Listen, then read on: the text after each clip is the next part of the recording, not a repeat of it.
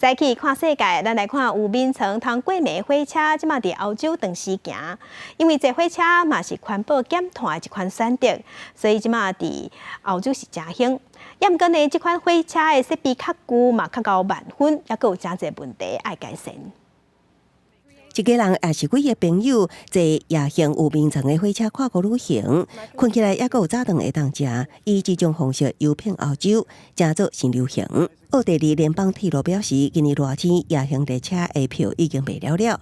作为全球永续发展带头的欧洲各国政府，也鼓励低碳排放量的铁路旅行。It's cozy. It's like a new experience you really have, other than flying, and it's better for the environment. So it gives also a good feeling that you're not like flying and wasting the environment and stuff.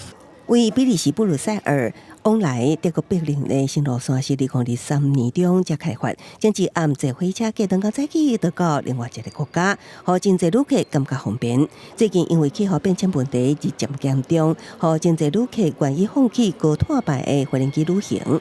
引发跨国铁路欧洲之称，特别强调，坐无人机为伦敦飞去巴黎的温室气体排放量达到火车旅行的14倍。不过25年来，有眠床的火车因为需求降低，发展停止，设备老旧、定万分，技术问题，甲变速定故障。另外，铁路路线欠整合，拢正做未来发展的阻碍。Well, the main issue is that, of course, it is very challenging to organize the train still because the timetables need to be adjusted all the time.